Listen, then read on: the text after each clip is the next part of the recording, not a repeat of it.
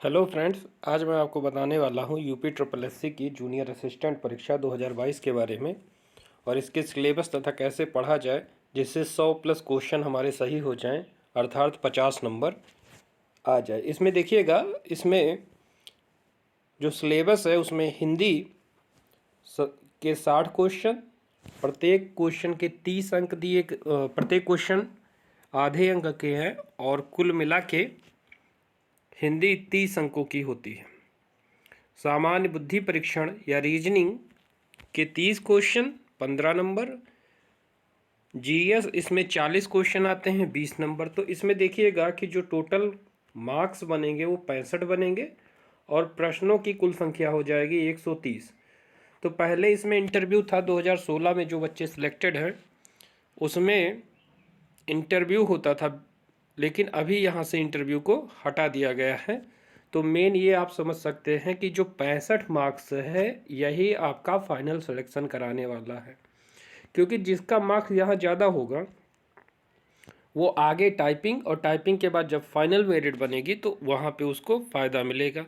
यहाँ पे आप समझिएगा कि इस जब 2019 में हुआ पेपर तो उसमें 1/4 निगेटिव मार्किंग था और उसके पहले कोई निगेटिव मार्किंग नहीं होती थी। 2016 वाले प्रश्न पत्र में कोई निगेटिव मार्किंग नहीं होती थी।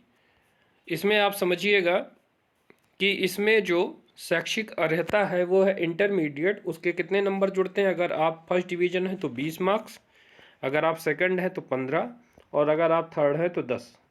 और जिसने ग्रेजुएशन में फर्स्ट डिवीज़न पास किया है उसको 10 मार्क्स, जिसने सेकंड किया है उसको 8 और जिसने थर्ड है उसको 5।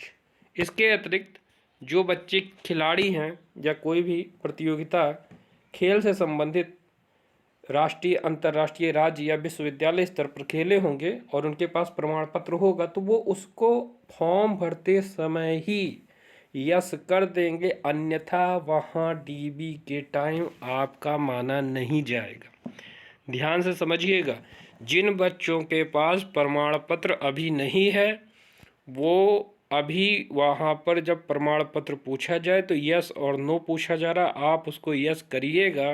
प्रमाण पत्र आप चाहे बाद में ही बनवा लीजिएगा, परंतु यदि आपने नो कर दिया तो आयोग में कोई एफिडेविट, कोई अंडरटेकिंग आपका काम नहीं करेगा। यदि आप खिलाड़ी वर्ग का ये जो 5 नंबर, 4 नंबर, 3 नंबर या 2 नंबर लेना चाहते हो, यदि कोई अभ्यर्थी स्कूल, कॉलेज या विश्वविद्यालय स्तर का खिलाड़ी होगा तो 2 मार्क्स। इसमें खेल से संबंधित कोई भी सर्टिफिकेट, ये जरूरी नहीं कि आप किस खेल से संबंधित हो, आप किसी भी खेल से संबंधित हो सकते हैं। यदि आप अंतर्राष्ट्रीय स्तर के खिलाड़ी हैं तो 5, राष्ट्रीय हैं 4, और यदि आप राज्य स्तर के हैं तो 3 मार्क्स मिलेंगे।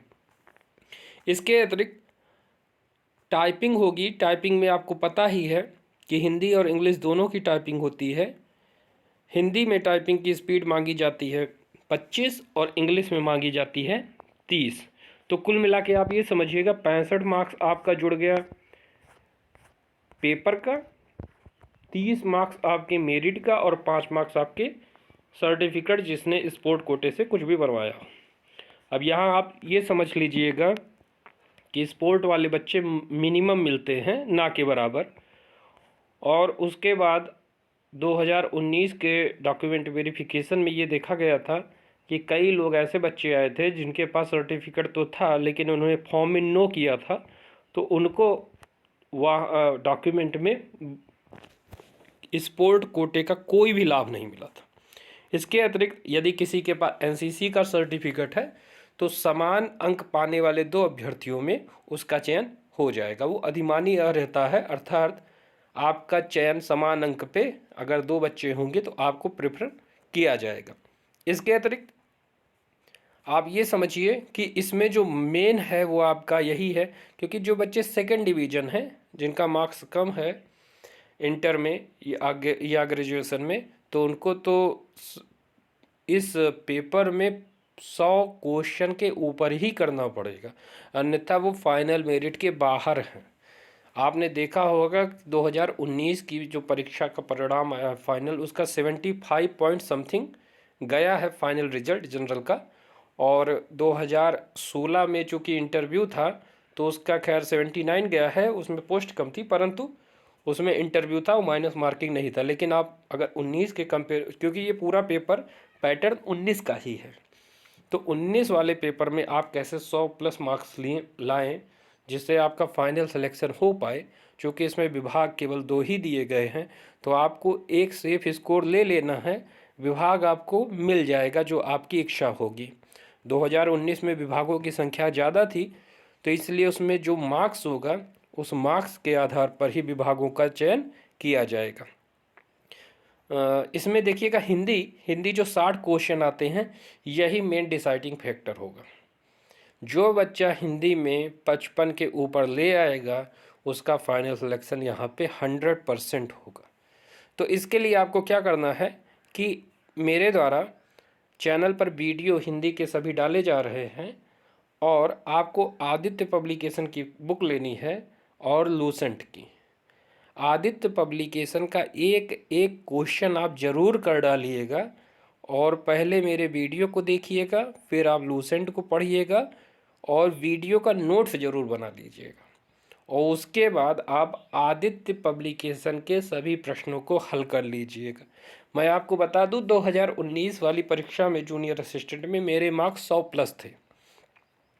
तो इसमें आप ये समझ लीजिएगा कि सामान्य बुद्धि परीक्षण में जो 30 क्वेश्चन हैं ये थोड़े लेंदी आते हैं, तो आप अगर इसको ट्राई करेंगे तो आप 20 प्लस कर ले जाएंगे।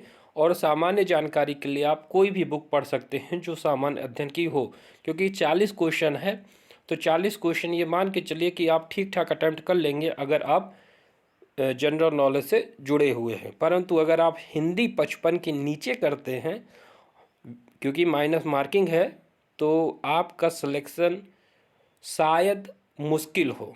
और जिन बच्चों का हिंदी 55 प्लस आ गया, क्योंकि 2019 में मेरे साथ के कई बच्चे हैं जिनका हिंदी 55 प्लस था और बाकी में थोड़ा कम भी था, तो वो लोग वहाँ पे सिलेक्टेड हो गए हैं, फाइनल मेरिट में उनका नाम आ गया है।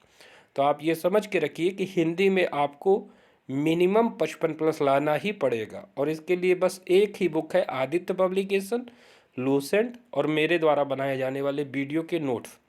तो आप इन तीनों चीज़ों को पढ़िएगा और 100% आप इस परीक्षा में 100 प्लस क्वेश्चन करके आएंगे सही, और आपका फाइनल मेरिट में नाम आसानी से आ जाएगा, क्योंकि इसमें दोनों ही विभाग काफ़ी अच्छे हैं। तो आप समझ लीजिए कि आपको 100% सिलेक्शन लेने के लिए इसमें हिंदी में काफ़ी अच्छा स्कोर करना पड़ेगा। धन्यवाद।